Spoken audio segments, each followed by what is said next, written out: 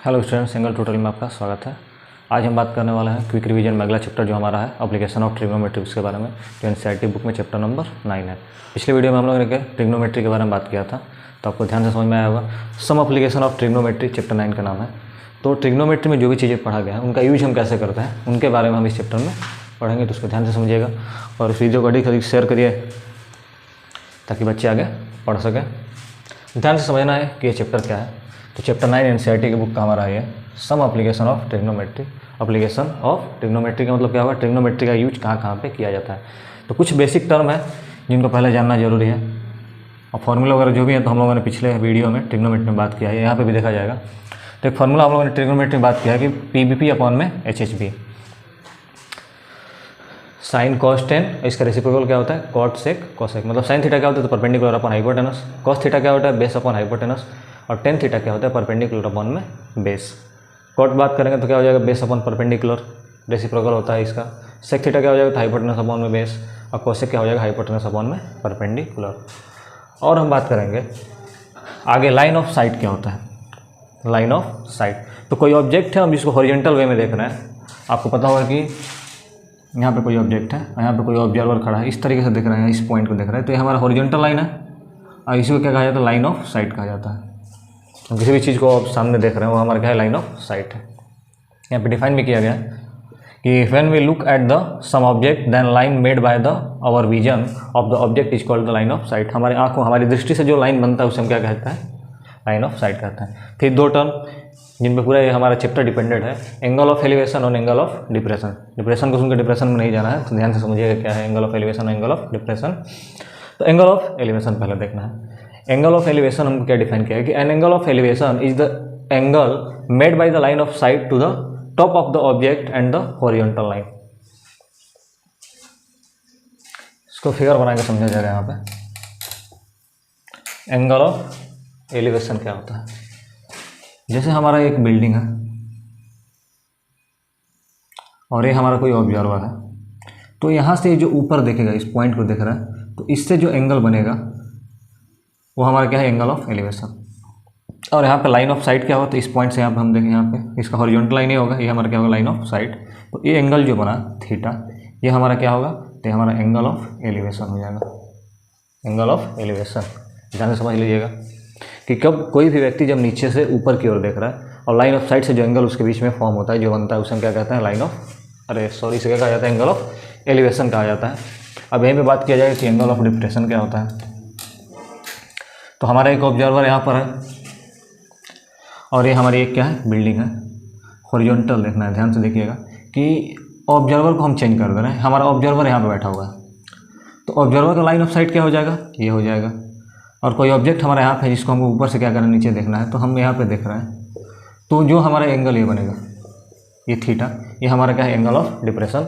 लेकिन इस एंगल को हम कहाँ लेते हैं, तो इस एंगल को यहीं पे लिया जाता है थीटा, क्योंकि ये दोनों लाइनें आपस में पैरेलल है। ये वाला एंगल जितना होगा वो सेम एंगल ये होता है, तो यहाँ पे थीटा लिया जाता है। अब थीटा हमारे पास आ जाएगा, मतलब एंगल ऑफ डिप्रेशन हमको फाइंड हो जाएगा। और पिछले वीडियो में जो एलिवेशन हम लिया था, तो एंगल ऑफ एलिवेशन अगर हमको मिल जाएगा तो हम इस पॉइंट से इस पॉइंट के बीच में डिस्टेंस आराम से फाइंड कर सकते हैं ट्रिग्नोमेट्री रेशियो का यूज करके। और यहाँ से यहाँ तक इसकी हाइट अगर फाइंड करना हो तो हाइट भी हम क्या कर सकते हैं फाइंड कर सकते हैं। ये हमारा मान लीजिए इसको पॉइंट ए दे देना, इसको बी दे देना, इसको सी दे देना, यहाँ पे राइट एंगल है। ये हमारा क्या है पॉइंट ए से बी का डिस्टेंस है और बी से सी का क्या है हाइट है। कहीं कहीं पे इस चैप्टर को हाइट एंड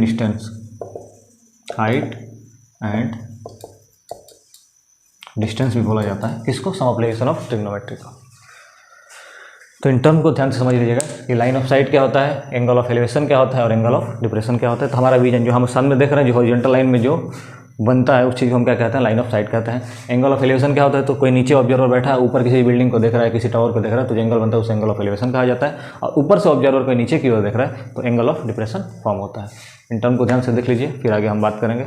आगे क्या किया जाएगा कि हम इससे रिलेटेड क्वेश्चन को सॉल्व करेंगे कि एंगल ऑफ एलिवेशन से रिलेटेड क्वेश्चन कैसे होगा, एंगल ऑफ डिप्रेशन से रिलेटेड क्वेश्चन होगा। ये जो है टॉपिक बहुत छोटा है, बहुत छोटा सा चैप्टर है, तो ध्यान से समझिएगा कि एप्लीकेशन ऑफ ट्रिग्नोमेट्री क्या कहना चाहता है। और इस वीडियो को अधिक से अधिक शेयर करिए ताकि इसके बारे में लोगों को जानकारी मिले। इस टॉपिक को पहले ध्यान से समझ लीजिए, फिर इसके क्वेश्चन किए जाएंगे।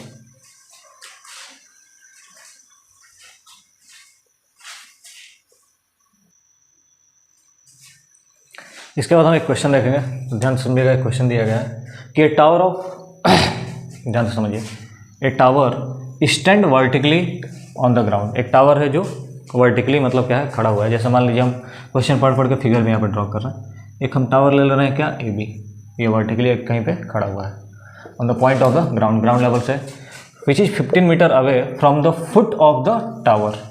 मतलब यहाँ से 15 मीटर अवे, कोई 15 मीटर डिस्टेंस पे कोई पॉइंट है। कितना मीटर अवे, 15 मीटर ये है। जैसे मान लीजिए इसको हम सी ले रहे हैं, इसको क्या कर रहे हैं, इसको यहाँ से मिला दिया गया। फिर दिया कि the angle of elevation of the top of the tower is to found 60 degree. जो एंगल बन रहा है यहाँ पे, एंगल ऑफ एलिवेशन जो यहाँ पे बन रहा है वो कितने डिग्री का बन रहा है, 60 डिग्री का बन रहा है। हमको फाइंड क्या करना है, find the height of the tower. A भी हमको क्या करना है, फाइंड करना है। मान लीजिए हम इसको क्या लेट कर रहे हैं, एच लेट कर दे रहे हैं। तो ध्यान समझिएगा इसको कैसे सॉल्व किया जाएगा। यहाँ पहले तो लिख दिया जाए कि let the height of the tower is equal to small H ले लिया गया। आपको ध्यान से देखना है कि हमारा यहाँ पे क्या है, थीटा है। कहाँ पे, एंगल सी पे। तो थीटा के जस्ट पास वाला ये हमारा क्या हो जाएगा, बेस हो जाएगा। और थीटा के जस्ट सामने वाला क्या होगा, परपेंडिकुलर हो जाएगा। और ये हाइपोटेनस, ये हमारा राइट एंगल है, राइट एंगल के सामने वाला क्या होता है, हाइपोटेनस, हाइपोटेनस रहेगा। अब हम देखेंगे कि ट्रिग्नोमेट्री रेशियो हम कौन से यूज कर सकते हैं। तो एक फार्मूला मैं यहाँ पे आपको बता दे रहा हूँ, हर क्वेश्चन में यूज होगा, पी वी पी अपॉन में एच एच बी। ये होता है साइन थीटा, कॉस थीटा और टेन थीटा। अब देखेंगे कि परपेंडिकुलर अपॉन में बेस, हमारे पास परपेंडिकुलर और गिवन है और बेस भी हमारे पास है। तो परपेंडिकुलर अपॉन बेस अगर हम ले रहे हैं तो हमारा कौन सा आ जाएगा, टेन थीटा आ जाएगा। और क्वेश्चन हम करके हो जाएगा, सॉल्व हो जाएगा। आगे हम क्वेश्चन सॉल्व करने के लिए लिखेंगे कि in triangle A B C, triangle A B C में क्या हम ले रहे हैं, तो हम ले रहे हैं परपेंडिकुलर अपॉन में बेस। तो परपेंडिकुलर अपॉन बेस क्या होता है, तो परपेंडिकुलर हमारा बेस होता है टेन थीटा। अब परपेंडिकुलर फिगर में क्या गिवन है, तो परपेंडिकुलर हमारा क्या है, ए बी है। तो ध्यान से समझिएगा इसको, हम क्या लिखेंगे, ए बी अपॉन बेस क्या है, तो बेस हमारा बी सी है। तो यहाँ पे क्या आ जाएगा, B C is equal to 10 का 10 हो जाएगा। थीटा हमारे पास कितना है, 60 डिग्री, तो क्या हो जाएगा, 60 डिग्री। आगे वैल्यू पुट किया जाएगा और सॉल्व किया जाएगा। तो ए बी हमारे पास क्या है, तो एच हमने लेट किया है तो एच रखेंगे यहाँ पे। बी सी कितना है, 15 है, तो बी सी को क्या लिखेंगे, 15। और आपको टेबल अगर याद होगा तो टेबल में हम लोग ने बात किया था कि 1060 की वैल्यू क्या होती है, तो 1060 की वैल्यू जो होती है वो क्या होती है, √3।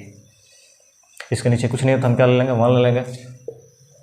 इसका क्रॉस मल्टीप्लिकेशन किया जाए तो h का मल्टीप्लाई जब 1 में करेंगे तो हमारे पास क्या आ जाएगा, h आ जाएगा। और 15 का मल्टीप्लाई जब √3 में किया जाएगा तो हमारा आ जाएगा 15 √3। मतलब यहाँ से हमारा आंसर फाइंड हो गया कि जो h आ गया वो क्या आ गया, 15 √3।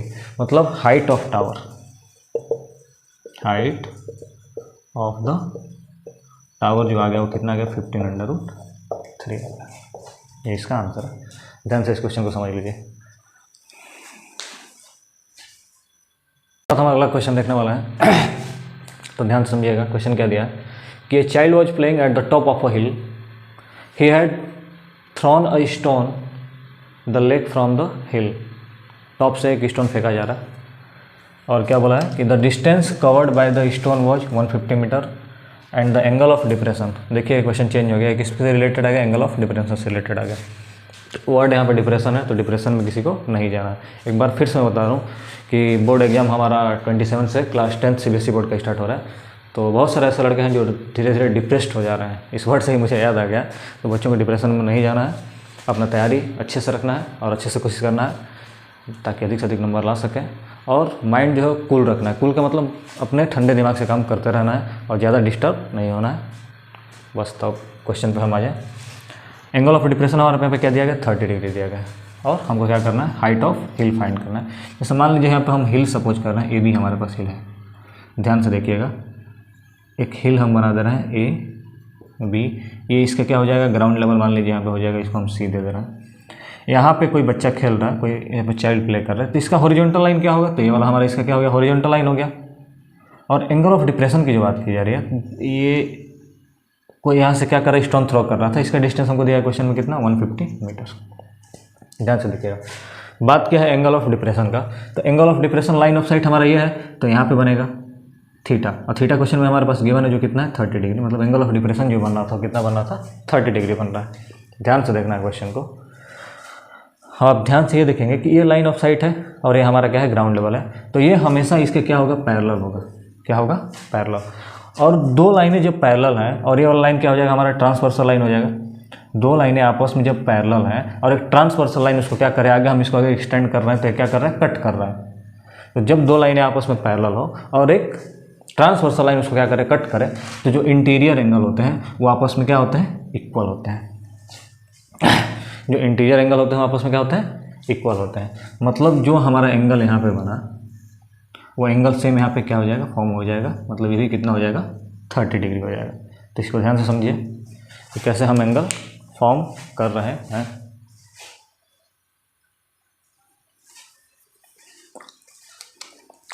आगे हम क्वेश्चन को सॉल्व करेंगे। यहाँ पे देखिएगा ध्यान से, ये हमारा कुछ गिवन है तो इसको हम क्या ले लेना, h, और यही क्वेश्चन में हमको क्या करना है, फाइंड करना है। और आप ध्यान से देखिए कि हमारा थीटा है तो थीटा के जस्ट पास वाला क्या हो जाएगा, बेस हो जाएगा। ये हमारा परपेंडिकुलर और ये हमारा क्या हो जाएगा, हाइपोटेनस। हमारे पास क्या है, तो हमको परपेंडिकुलर इस क्वेश्चन में फाइंड करना है, हाइपोटेनस हमारे पास गिवन है। तो यहाँ पे लेट किया जाएगा, let the height of hill is equal to small h in triangle ABC। अब ध्यान से देखेंगे तो परपेंडिकुलर फाइंड करना है और हाइपोटेनस हमारे पास गिवन है। तो ट्रिग्नोमेट्री रेशियो में आ जाएंगे हम कि परपेंडिकुलर अपॉन हाइपोटेनस हमारा क्या होता है, तो साइन थीटा होता है। ध्यान से देखिएगा, परपेंडिकुलर अपॉन हाइपोटेनस किसका इक्वल होता है, तो साइन थीटा के इक्वल होता है। परपेंडिकुलर हमारे पास क्वेश्चन में क्या है, तो परपेंडिकुलर हमारा क्या है, AB है, अपॉन हाइपोटेनस क्या है, तो हाइपोटेनस हमारे पास क्या है, AC। AB upon AC is equal to किसके हो जाएगा, साइन, और थीटा हमारे पास 30 डिग्री है तो साइन कितना ले लेंगे, 30 डिग्री ले लेंगे। अब ध्यान से देखेंगे तो AB हमारे पास क्या है, स्मॉल h, तो h पुट कर दिया जाएगा स्मॉल h। AC हमारे पास कितना है 150, तो क्या पुट करेंगे 150 is equal to sine 30। Sine 30 की वैल्यू आप टेबल अगर देखे होंगे, आपको टेबल याद होगा, तो साइन 30 की वैल्यू जो हमारी होती है वो किसके इक्वल होता है, तो वो होता है 1/2 के इक्वल। अब हम इसको क्रॉस मल्टीप्लाई करेंगे तो h का मल्टीप्लाई अगर 2 में कर रहे हैं तो हमारा क्या हो जाएगा, 2h is equal to 150 into 1 क्या हो जाएगा, 150। यहाँ से आगे हम क्या लिख सकते हैं कि h जो इक्वल होगा किसका, 150 अपॉन 2, और 2 से हम इसमें डिवाइड कर देंगे तो h हमारा कितना आ जाएगा, 2 7 हो जाएगा 14, 10। h जो हमारा आ गया वो क्या आ गया, 75 मीटर। मतलब ये जो हमारा हाइट ऑफ हिल आ गया है वो कितना आया है, 75 मीटर। यहाँ से हम लिख सकते हैं कि height of hill is equal to 75 metre. ये हमारा क्वेश्चन सॉल्व हो गया। हम एंगल ऑफ एलिवेशन से भी रिलेटेड क्वेश्चन देख लिए और एंगल ऑफ डिफरेंसेस से भी क्वेश्चन रिलेटेड देख लिया गया है। दोनों क्वेश्चन को ध्यान से समझ लीजिए। फिर हम आगे कुछ इंपॉर्टेंट क्वेश्चन इस चैप्टर से बता दे रहे हैं ताकि आप उसको प्रैक्टिस करते रहिएगा। बहुत छोटा सा चैप्टर था, ये चैप्टर था, उसको ध्यान से समझ लीजिए। अधिक से अधिक शेयर करिए इस वीडियो को ताकि सभी लोग इसको समझ। इसके बाद हम इस चैप्टर के इंपॉर्टेंट क्वेश्चन देखेंगे। तो इस पूरे चैप्टर में मैंने पहले ही बोला था कि छोटा सा चैप्टर है, तो एक एक्सरसाइज बस हमारे पास गिवन है, ध्यान से देखिएगा। एक्सरसाइज जो है 9.1 है। 9.1 का question number 2, question number 5, question number 7, question number 10, question number 12 and question number 16 ये हमारे इंपॉर्टेंट है। और कुछ एग्जाम्पल हैं, तो example 2, example 3, example 5 and example 6 ये जो हमारा है चैप्टर 9 एप्लीकेशन ऑफ ट्रिग्नोमेट्री का कुछ इंपॉर्टेंट क्वेश्चन है जिनको आप एक बार प्रैक्टिस कर सकते हैं। और इस वीडियो को अधिक से अधिक शेयर करिए। बार बार मैं बात बोल रहा हूँ, मैं एक चीज़ और बता रहा हूँ, कोई भी एग्जाम हो रहा है, क्लास 10th तो एक हमारा बेस होता है और 10th का परसेंटेज जो होता है वो हर जगह मायने रखता है। आप आधार कार्ड बनवाने जा रहे हैं, आप पैन कार्ड बनवाने जा रहे हैं, हर जगह क्या, तो 10th का सर्टिफिकेट मायने रखता है। तो 10th में इतना कोशिश करना है, इतना अधिक से अधिक प्रैक्टिस करना है ताकि अधिक से अधिक नंबर ला सके और अधिक से अधिक आपका नंबर आए। Congratulation for examination. मैं पहले से आपको बधाई देना चाहता हूँ। मेन हमारा काम क्या है, तो अभी भी हमारे पास इतना समय है कि हम अधिक से अधिक टाइम निकाल कर रिवीजन करके और अधिक से अधिक नंबर बोर्ड के एग्जाम में क्या कर सकते हैं, ला सकते हैं। तो आप क्विक रिवीजन को देखते रहिए। मैथमेटिक्स में आपको इससे ज़्यादा करने की कोई ज़रूरत है नहीं, और बाकी सब्जेक्ट अपना है उसको भी तैयार करते रहिए। तो थैंक यू। इस वीडियो को यहीं पर कंप्लीट किया जाए।